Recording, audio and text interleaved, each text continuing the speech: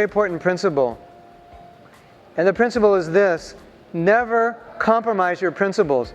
Warren Buffett said, when you hire somebody, you want to look for integrity, you want to look for energy, and you want to look for intelligence. You want to look for what?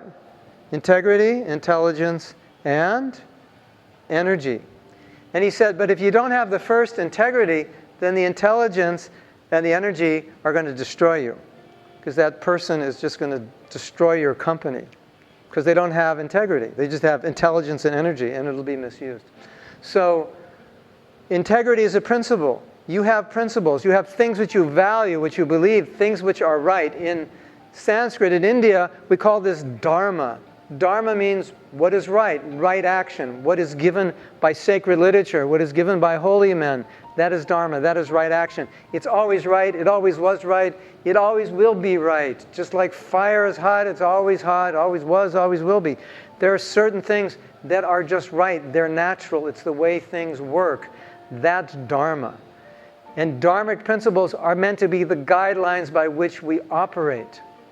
So my spiritual master lived by these principles. What my spiritual master did was quite amazing. He went to New York in 1965 and he had a message which was based on a book called the Bhagavad Gita.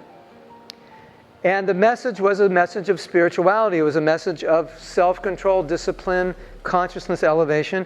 And he was preaching that to a group of hippies who were not about self-control, who were not about discipline.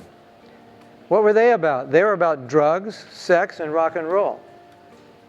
That's what they were about. And so he came into that environment and he said, don't take drugs, don't eat meat, and don't have sex unless you're married, which is, no one ever said that. And if you were to bet your money on that message making it in 1965 in New York or San Francisco, I don't think you would invest one penny in a bet like that. Because you'd think a holy man going into the hippie world to tell them, don't take drugs and don't have sex, that isn't going to work.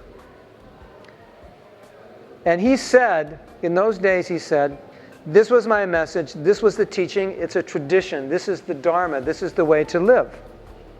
This is the best way to live, and that's my message. And I will never compromise that message to get followers, to get success or money. Because if I do, then the message is watered down. I've lost the purpose. I lost my mission. I've lost the why.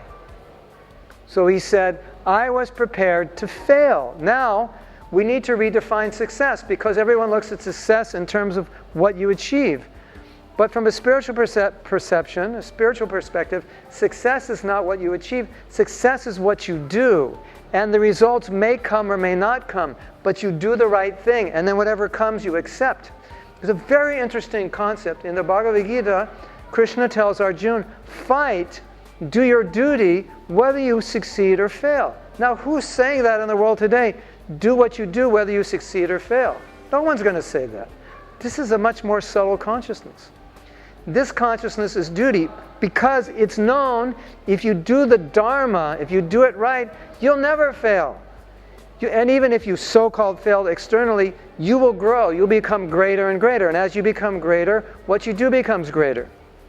So he said, even if I don't make one disciple or get one follower, I will not compromise my principles. That's Dharma. And what happened?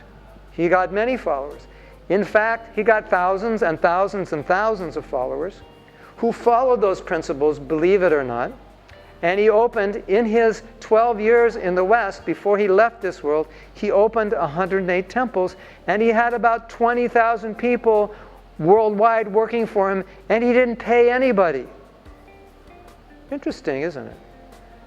Who gets 20,000 people to work for them and doesn't pay them anything? How do you do that?